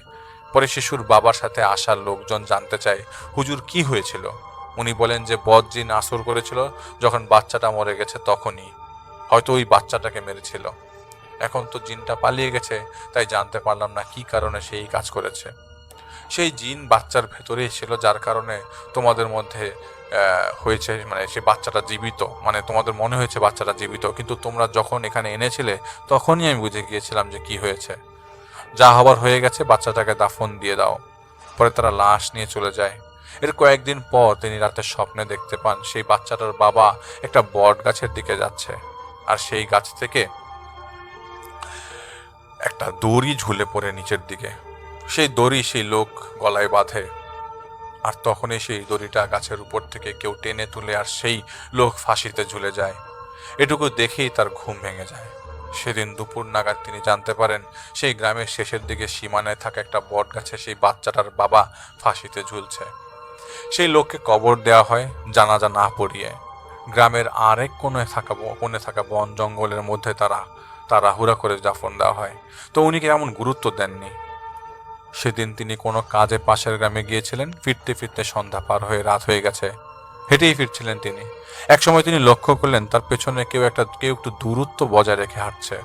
যতটুকু বুঝেছিলেন, একটা মানুষ যে ঢুলে ঢুলে চলছে। কিছুক্ষণ পর সেই লোককে তিনি দেখতে পান যে ফাঁসিতে ঝুলেছিল সেই লোককে, যে তার কাছাকাছি দূরত্বে হাঁটছে আর খিলখিলিয়ে হাসছে। তা দেখে তিনি তার হাতে তসবি তাকে দেখান আর বলেন, বজ্জাত হারামি, পালিয়ে যা, নইলে তোকে বন্দি করব। এটা শুনে সেই লোক আরো জোরে হাসতে শুরু করে আর অনেকটা বাতাসে ভেসে একটা গাছে যেয়ে বসে, আর ওনাকে উদ্দেশ্য করে বলে, ইহা সে ভাগ যা, নেই তো তুঝে मैं मार दूंगा।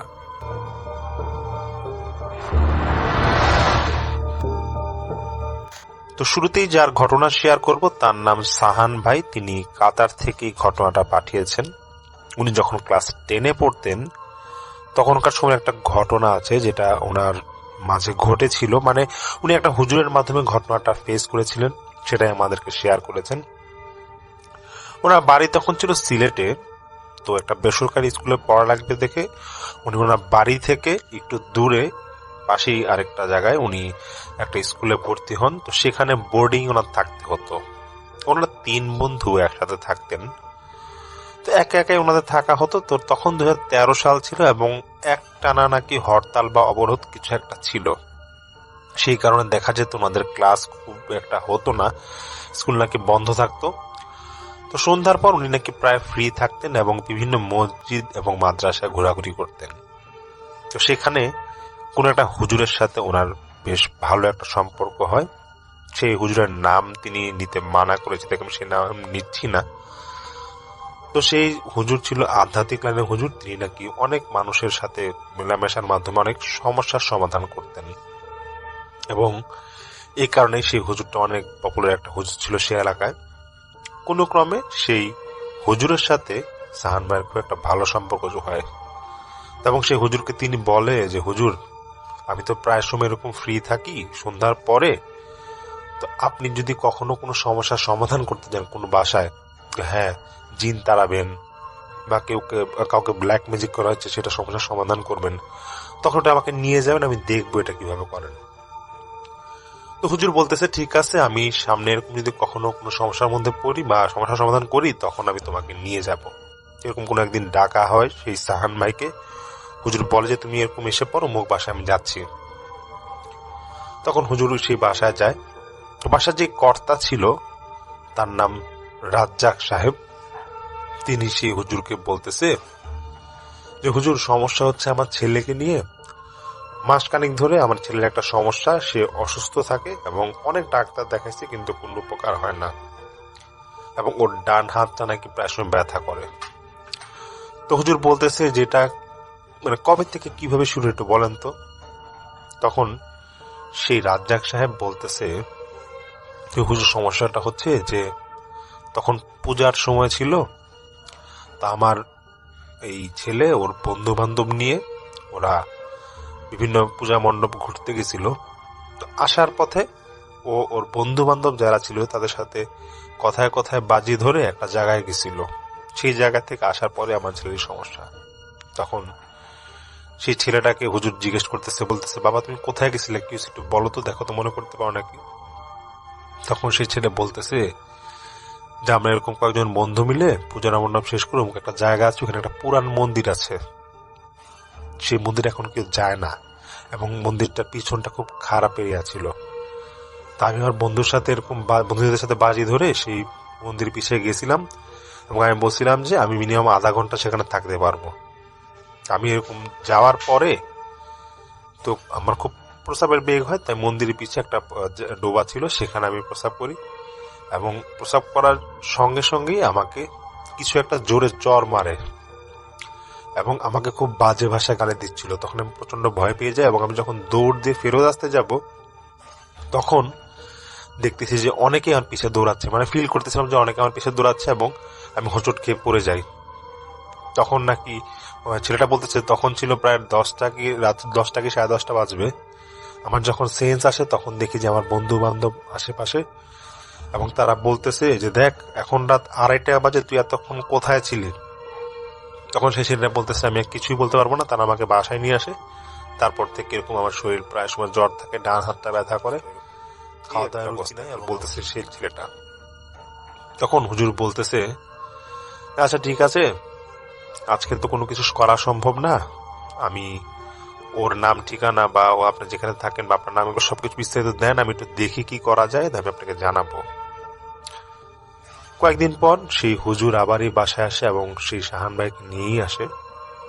হুজুর আসার সঙ্গে সঙ্গে একটা রুম, সেই লোকের যে বাসাটা যায় সেই বাসার কর্তাকে বলতেছে যে এই রুমটা খালি করে দেন আর আমি রুমটা ফ্লোরটা ওই খুব সুন্দর করে বলে পরিষ্কার করে রাখেন, একবারে খুব সুন্দর করে পরিষ্কার করবেন যাতে কোনো ময়লা বা কোনো বালু না থাকে।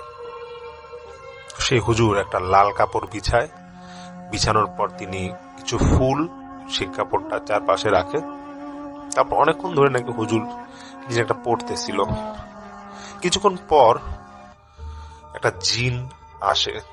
জিনটা আসে এভাবে যে হুজুর নাকি তখন যাওয়ার সময় ওনার মাদ্রাসা বা এদিমখানে কোনো একটা ছেলেকে নাকি নিয়ে গেছিল সেখানে সে বাড়িতে যাওয়ার সময়, মানে সাহান ভাইকে নেওয়ার পাশাপাশি একজনকে নিয়ে গেছিল।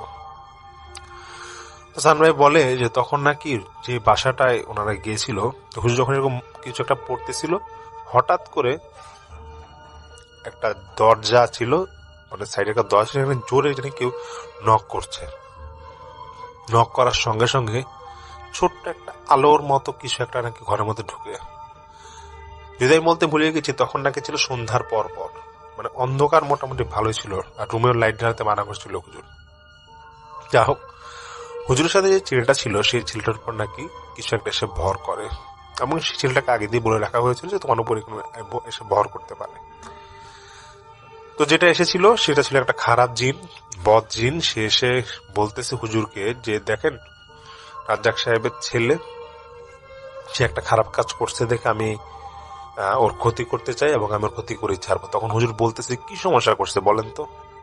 তখন সেই বদ জিনটা বলতেছে যে ও যে মন্দিরের পিছিয়ে গেছে সেখানে আমার বাসা, আমি ওখানেই থাকি সব সময়, আমি সেখানে খাবার খাচ্ছিলাম, তখন সেই মুহূর্তে এই ছেলেটা সেখানে গিয়ে প্রসাব করে দিছে।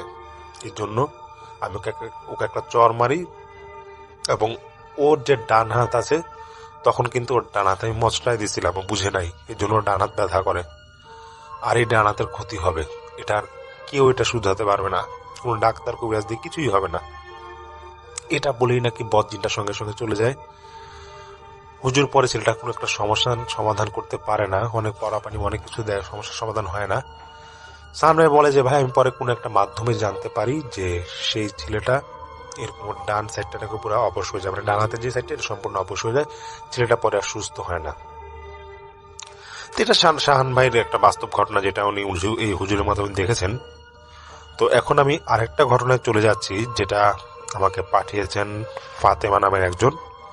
তো আমি সরাসরি এখন তার ঘটনায় যাচ্ছি। তো ফাতেমা আপুর সাথে আমার অনেক আগেই কথা হয়েছে, তিনি একটা ঘটনা শেয়ার করেছে। এটা অনেকের কাছে অবাস্তব মনে হতে পারে, কিন্তু এটা মানে আমার কাছে ভালো লেগেছে ঘটনাটা, কিন্তু এরকম ঘটনা আমি কখনো আগে শেয়ার করিনি, এই জন্য এটা আমার বলতেও কেমন একটা ভয় লাগছে। যাক, এটা 2016 সালের ঘটনা। তখন ফাতেমা আপু তিনি তখন 8 কি 9-এ পড়বে, মানে 8 থেকে নাকি 9 উঠে যেত তখন সম্ভবত। তো জানুয়ারি মাস স্কুলে ওনার বই বিতরণ শেষ হওয়ার পর উনি শিক্ষা সফরে যাবেন আর কি। তখন ওনার যেখানে বাড়ি সেখান থেকে ওনারা ঠিক করে যে বেশ খানিকটা দূরে 2 ঘন্টার পথ হবে, মেহেরপুরে একটা জায়গায় যাবেন ওনারা শিক্ষা সফরে। ওনারা কয়েক বাস মিলে স্কুল থেকে যাবে। তো যে জায়গাটা যাবে সেটা ছিল একটা আম বাগান, একটার পর একটা আম বাগান ছিল এবং বেশ ঘন বাগান ছিল সেখানে। ওনাদের সিদ্ধান্ত হয় যে সেখানে তারা এই বাগান ঘোরার পরে দুপুরে খাওয়া দাওয়া করবে, মানে ছোটখাটো একটা পিকনিকের মতোই করে ফেলবে আর কি শিক্ষা সফর এখানে। যাই হোক, তো সেই আম বাগানে যাওয়ার পর এক একজন ফ্রেন্ড জায়গায় জায়গায় ঘুরছে। তো ফাতেমা আপু নাকি একা একাই ঘুরছিল। তো খাওয়ার পর একা একা ঘুরতে ঘুরতে উনি নাকি বাগানের ভিতরে চলে যায়, এতটাই ভিতরে যায় যে উনি এখানে বলে যে খুব একটা আলো যে ছিল দুপুর টাইমে এরকম না, মোটামুটি আলো ছিল, বেশ ঘন বাগান ছিল। তো উনি হঠাৎ করে দেখতে পায় যে একটা সুন্দর গ্রান আসছে, এবং তার সঙ্গে সঙ্গে তিনি দেখতে পান ছেলে দাঁড়ায় আছে, এবং ছেলেটার মুখে হালকা দাড়ি, কিন্তু প্রচন্ড সুন্দর। ফাতেমা আপু এটা দেখার পর চমকে যায় এবং উনি ভয় পেয়ে যায় যে এখান থেকে আমি কিভাবে বেরোবো, এই ছেলে আবার কোত্থেকে আসলো। তো ফাতেমা আপু সেই ছেলেটাকে জিজ্ঞেস করতেছে যে ভাই বলতে পারেন এখানে তো আমি মানে এসে পড়ছে ভুলে, কোথা থেকে কোন দিক দিয়ে বেরোবো। ছেলেটা কিছু বলতেছিল না এবং ছেলেটাকে খুব মিষ্টি করে হাসতেছিল। সে বলতেছে যে আপনি কিভাবে এখানে আসলেন। ফাতেমা বাবু বলতেছে যে আমি শিক্ষা সফরে আসছিলাম, বন্ধু বান্ধব আমরা সব একসাথে ঘুরছিলাম, কিন্তু আমি আসলে রাস্তাটা ভুলে গেছি, বাগানের ভিতরে ঢুকে গেছি। তো ফাতেমা বাবু বলতেছে যে ভাই আমি যখন তার সাথে কথা বলতেছিলাম আমার মন থেকে মনে হচ্ছিল যে আমি আরেকজনের সাথে কথা বলি। এক কথায় আমি তাকে খুব পছন্দ করে ফেলছিলাম এই অল্প কিছুক্ষণের সাক্ষাতে, এবং আমি তার থেকে চোখটা অন্যদিকে যেতে পারছিলাম না। তখন সেই ছেলেটা মিষ্টি হেসে আবার বলতেছে যে ভয় নাই, এখান দিয়ে রাস্তাটা খুবই সোজা, আপনি খুব কাছাকাছি আছে, আপনার বন্ধু বান্ধবরা কাছাকাছি আছে, তবে এখানে বেশিক্ষণ থাকাটা আপনার জন্য ঠিক হবে না। ফাতে আপু বলে যে ভাইয়া সর্বোচ্চ 7 কি 8 হাত দূরত্বে ছিলাম আমরা। কথা দুই কথায় সেই ছেলেটা বলতেছে আপনি কোথা থেকে আসছেন, বাড়ি কোথায়, নাম ঠিকানা সবকিছু নেয়। ফাতেমা আপু নাকি বলতেছে আমি কিছুই বলতে পারবো না, নিজের থেকে সবকিছু বলে যাচ্ছিলাম। ভয় যে একটা কাজ করবে নির্জন এলাকায়, সেই ভয়টা আমার মধ্যে কাজ করছিল না। যাই হোক, অনেক কিছুক্ষণ ওদের মধ্যে কথাবার্তা হয় না, এটা নাকি প্রায় 5-10 মিনিট কথাবার্তা হয় এবং সেই ছেলেটা বলতেছে যে আপনি সোজা যান, এখানে আপনার বাস আছে এবং আপনার বন্ধু বান্ধবরা ওয়েট করছে, আপনি চলে যান, এখানে বেশিক্ষণ থাকেন না। তো ফাতেমা বলে যে ভাই আমি এরপর কিছুই বলতে পারবো না আমার কোন থেকে কি ঘটলো। আমি দেখলাম যে 5 মিনিটের মধ্যেই আমি হঠাৎ করে আমার চোখের সামনে আমার বাসটা দেখলাম এবং দেখলাম যে আমার অন্যান্য বন্ধু বান্ধব যারা আছে ওরাও গাড়িতে উঠতেছে এবং আমিও গাড়িতে উঠলাম। কিন্তু গাড়িতে যদিও উঠি, কিন্তু আমি না সেটা চেহারা বলতে পারতেছিলাম না। শুধু একটাই কথা যে এত সুন্দর ছেলে এই বাগানের ভিতর কিভাবে আসলো, এবং এখানে তো আঞ্চলিক ভাষায় কথা বলার কথা, কিন্তু সে তো স্পষ্ট করে কিভাবে কথা বলতেছে। যাই হোক, এরকম করে তো 3-4 দিন চলে যায়। তো এটা ওনার মাথায় ছিল যে ছেলেটাকে আর যদি কখনো দেখতে পারতো, মানে ওনার মধ্যে একটা গিল্টি ফিল হচ্ছে কোথায় পাবো ছেলেটাকে যদি কখনো দেখতে পাই।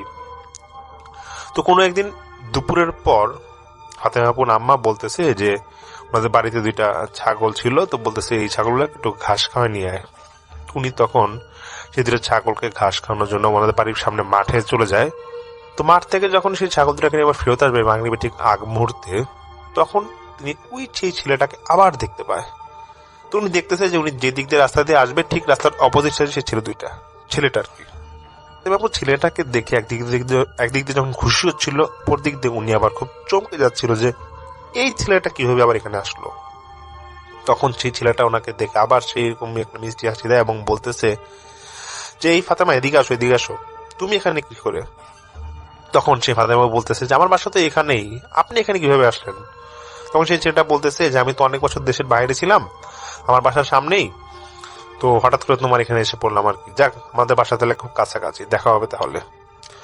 তো এভাবেই ফাতেমা বলতেছে যে হ্যাঁ আমি তো প্রায় সময় মাঠের এখানে আসি, আমার 2টা ছাগল আছে, এখানে ছাগল খাওয়াতে আসি এখানে, তো আপনি ইচ্ছা করলে আমার সাথে দেখা করতে পারেন।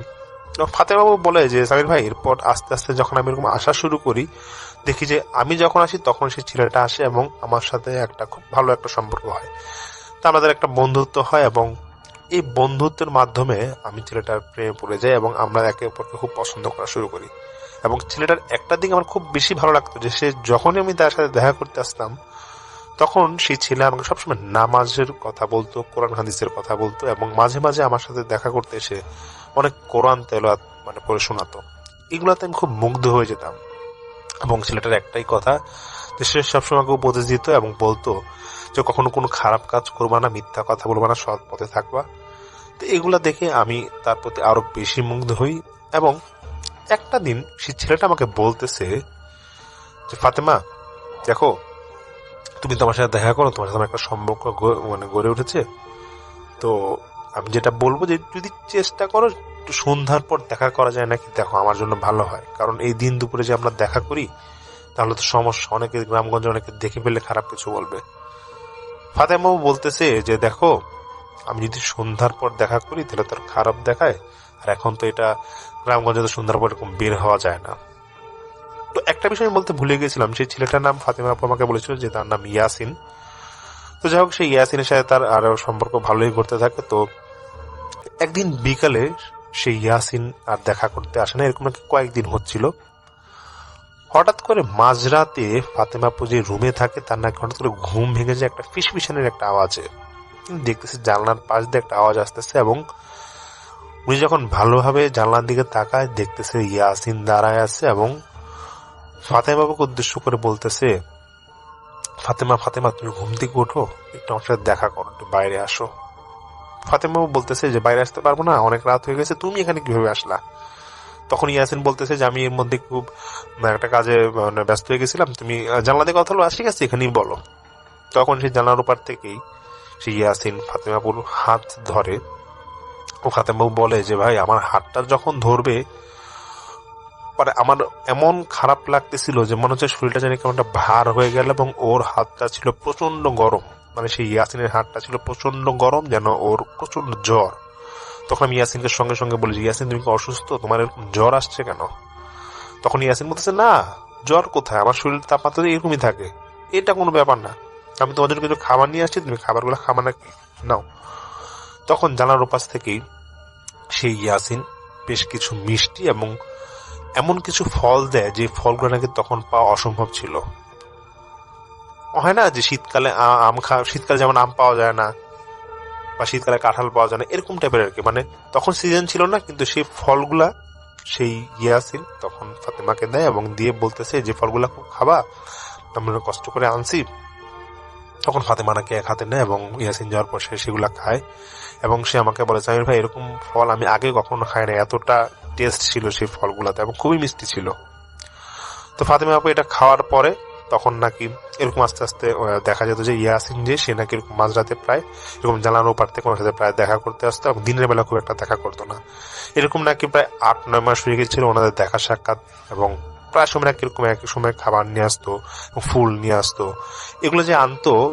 কিন্তু ফাতেমা আপু একটা জিনিস লক্ষ্য করে যে এগুলা কোথায় পায়, ফুল এই ফল এগুলো তো এখানে পাওয়া যাওয়ার কথা না, আর এগুলো তো এমন সিজনে, এই সিজনে তো পাওয়া যাওয়ার কথা না। যাই হোক, তবে তো অনেকদিন কেটে যায়, আমাদের সম্পর্কটা খুব গভীর হয়ে যায়।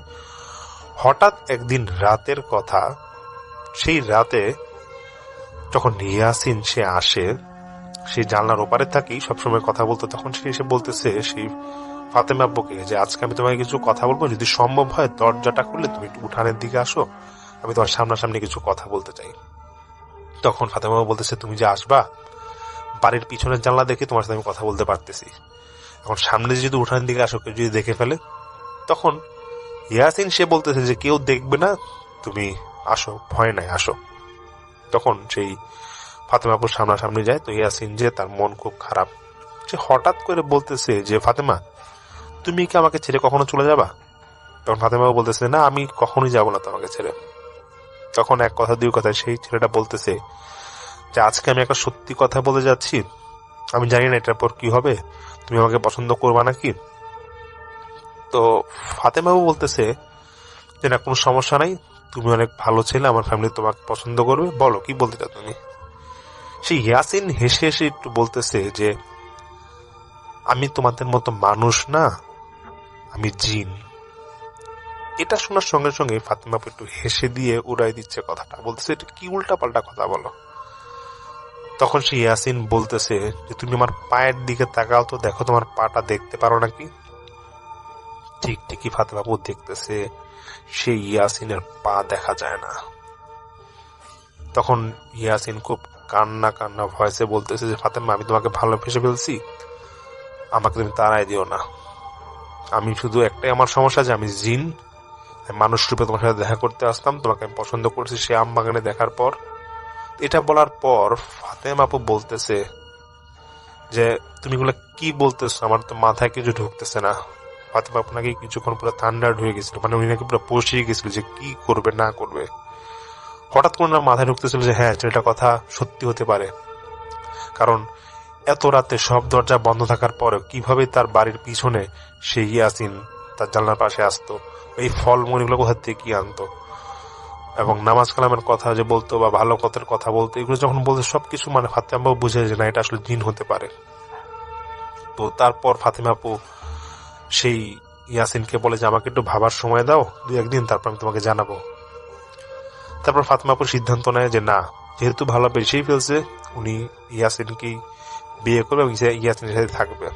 কয়েকদিন পর ইয়াসিন আবার আসে, তারপর ওদের সম্পর্কটা আবার নতুন করে মানে গড়তে থাকে এবং ইয়াসিনকে বলে যে আমি তোমাকেই বিয়ে করব, তোমার সাথেই থাকবো, কিন্তু আমি জানি না আমার পরিবার মানবে কি পারবে না।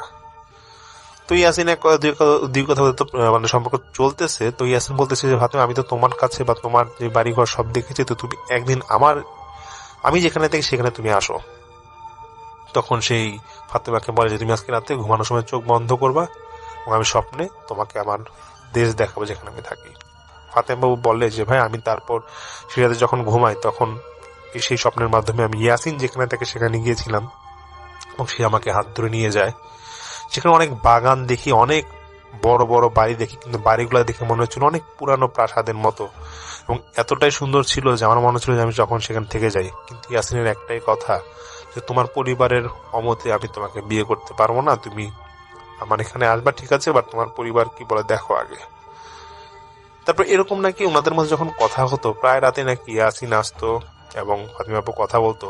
হঠাৎ একদিন ফাতেমা আপুর দাদি, উনি মাঝরাতে বাথরুমে যাবে, তিনি দেখছে যে ফাতেমা আপু রাত 2টা-3টার দিকে কার সাথে যেন রুম থেকে কথা বলছে।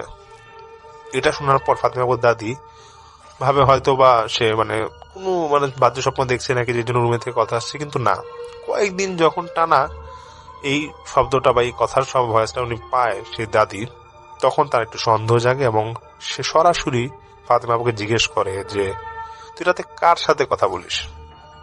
কিন্তু ফাতেমা আপু কিছুই উত্তর দেয় না। সে বলতেছে না, এরকম কেউ না, আমি একা একাই কথা বলি।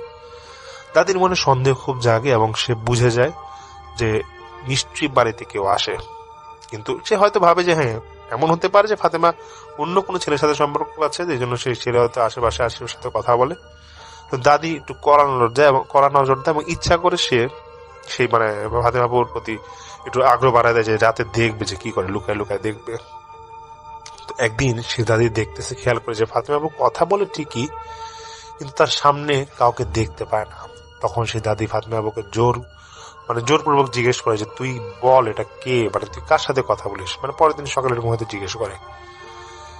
তো সেই দাদিকে অনেক কসম কাটায় সেই ফাতেমা আপু বলে যে দাদি একটা কথা বলেও কাউকে শেয়ার করতে পারবা না, এরকম পুরোটা ঘটনা বলে যে ইয়াসিনকে বা ইয়াসিনের সাথে কথা হয়, তাদের প্রেমের সম্পর্ক 1-1.5 বছর বা 2 বছর ধরে আসিরা বলে। সেই দাদি বলে যে তুই এটা আমাকে কি বললি, এটা যদি সত্যি হয়ে থাকে তাহলে এটা আমার তোর পরিবারকে জানাতে হবে, তোর বাবা মাকে জানাতে হবে, তাছাড়া আমার কোনো উপায় নাই। তখন ফাতেমা আপু খুব কান্নাকাটি করে। সেই দাদি বলতেছে আমার কিছু করার নাই নাতি, তোকে বাঁচাইতে হবে, এই পরিবারকে বাঁচাইতে হবে, এই জিন জাতি ভালো না। এই বলতে না বলতেই সেই দাদি ফাতেমাপুর বাবাকে পুরোটা ঘটনা জানায়। ফাতেমাপুর বাবা তো পুরা তোলপাল লাগায় দেয়, যেটা উল্টাপাল্টা কথা কি বলতেছো। তিনি সেই দিনই সঙ্গে সঙ্গে একটা বড় হুজুর আনেন বাসায় এবং তার মেয়ের ঘটনাটা পুরো বলে। সেই হুজুর পুরোটা বাড়ি বন্ধ করে দেয় এবং ফাতেমাপুকে একটা তাবিজ দিয়ে দেয় এবং সেই ফাতেমাপুর বাবাকে বলে যে আপনার মেয়ে যদি কখনো বাড়ির বাইরে যায় তাহলে আপনাদের ফ্যামিলি মেম্বার যারা ওর খুব ঘনিষ্ঠ তাদেরকে নিয়ে যাতে আপনার মেয়ে বাইরে যায়, এবং বাইরে গেলেই এই গলার তাবিজটা পরে বের হতে হবে। ঘরে থাকলে তাবিজ পড়ুক বা না পড়ুক কোনো সমস্যা নেই। আর এক কথায় আপনার বাড়ির মধ্যে কোনো জিন আসতে পারবে না।